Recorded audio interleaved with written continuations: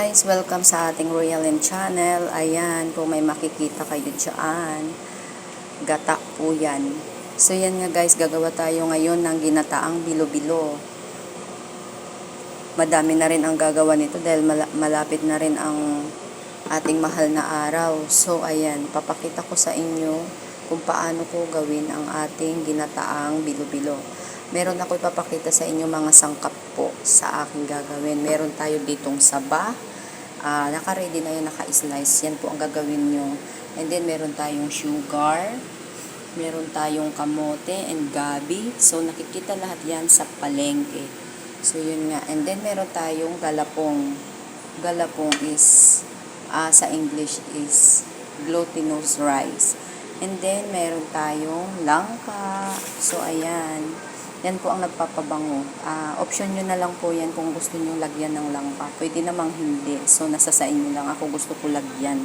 Kasi yan po ang nagbibigay ng amoy at aroma sa ating ginataang bilo-bilo. And then, syempre, nag-additional din ako ng sago. So, ayan. Kung makikita nyo, meron tayong iba-ibang kulay ng sago. Actually, sa palengke din yan. Niluto ko lang din yan, guys. Ayan.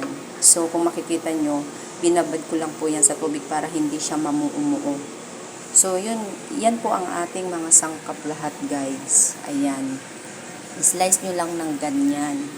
So, let's proceed sa ating gagawin. Okay. So, yun nga. Ang gagawin natin ay, syempre, kailangan malinis ang ating kamay pag gumawa tayo ng bilo-bilo.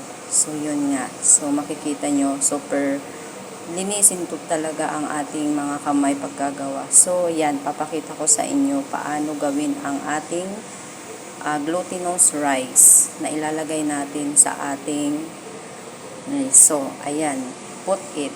Ito ang una kong nilalagay kasi yan po talaga ang kailangan maluto. Ayan.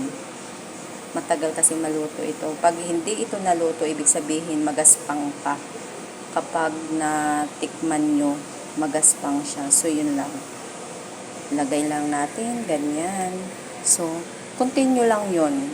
Basta uunahin muna yun. So, ayan na nga guys. Nilagay na natin ang ating bilo-bilo dyan. Yung ginawa natin kanina na bilog.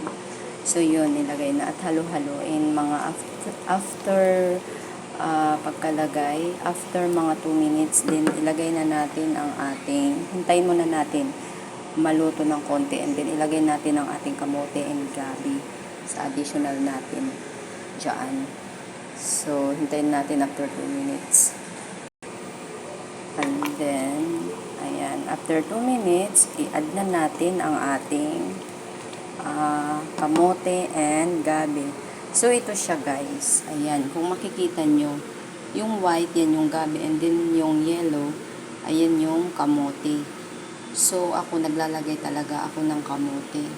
So, option nyo na lang po yan kung gusto nyo or hindi. Yun. Then, option nyo na rin kung paano i-slice yan. Depende kung anong gusto nyo. So, i-add na natin yan. So, i-add na natin. Add. Actually guys, pwede naman yan pagsabayin. Kasi halos parehas lang naman ang ano niyan kapag maluluto. Halos sabay talaga sila. So, hintayin natin. Ayan. Hintayin natin hintayin natin kumulo. Hintayin natin kumulo pagkalagay natin. So, hintayin natin kumulo, and then pag naluto ng konti, pag half yung luto ng ating gabi and kamote, i-add natin ang ating saba. So, hintayin muna natin.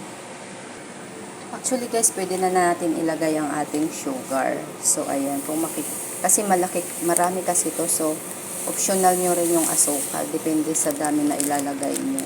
So, tikman-tikman nyo na lang guys, di ba? So, kailangan natin ilagay ng ating sugar para ma-absorb ng kamote. Okay? Then, wait natin kumulo.